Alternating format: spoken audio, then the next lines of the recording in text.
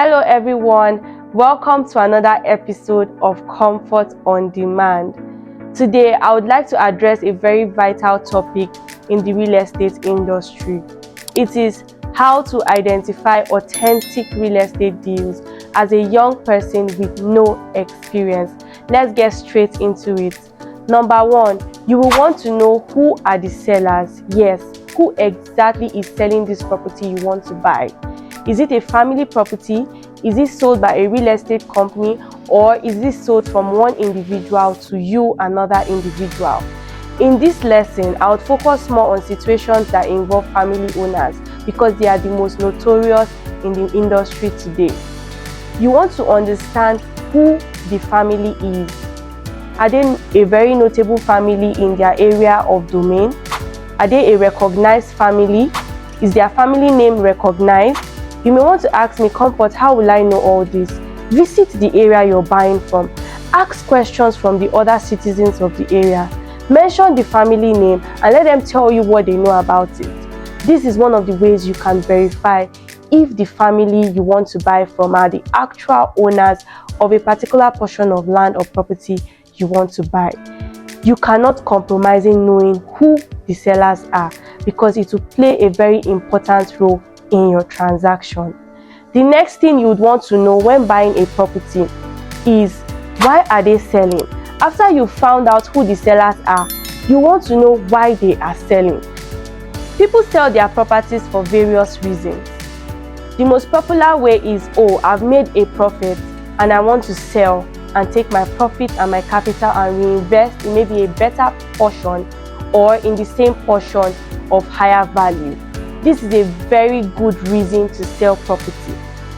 At other times, people sell their properties for not very good reasons, and this is where the importance of knowing why a party is selling is important. Sometimes families sell their properties when there's a dispute. When I say dispute, I mean either internal or external disputes. Internal in the sense that family members are fighting over the particular portion of land. External disputes is maybe when it involves another party, maybe a court of law.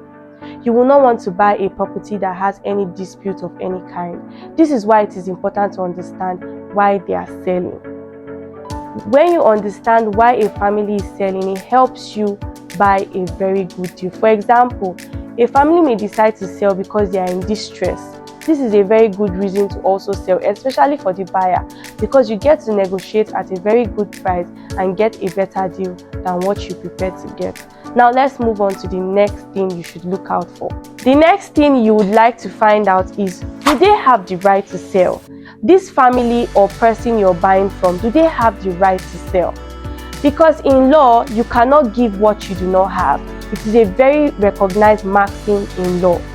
You cannot buy a property from someone who does not have the right to sell. If they do not have the direct right to sell, you may want to ask them if they have a power of attorney.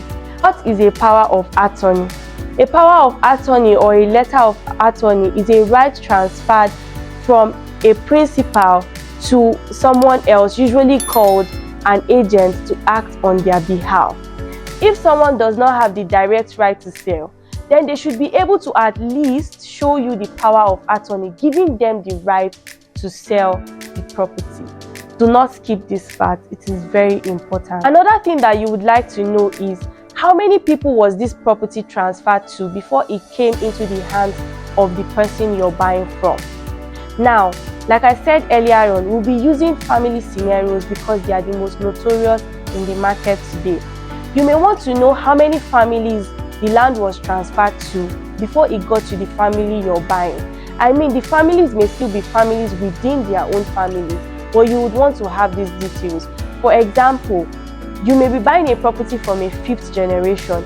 It is important to understand who were the primary sellers or owners in the first generation, primary sellers or owners in the second, third, and fourth generation.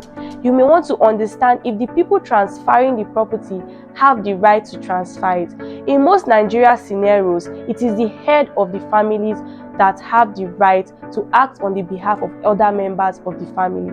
If you buy a property from a family member who is not the head or is not the oldest family member or does not even have the right to transfer this property, even if you're buying from the right family, they can still say they do not know about this transaction, because usually it is the coming together of family heads that actually vest the right to transfer a property. Finally, it is important to understand the history of any property you're buying. All I've been saying from scratch to finish still boils down to history. You must learn and have enough patience to understand the history of the property you're buying.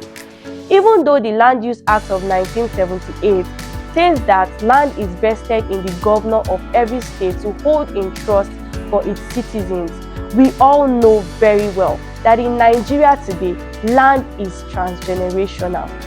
It first of all starts with a family that gave it to another family or gave it to an individual or transferred to a company.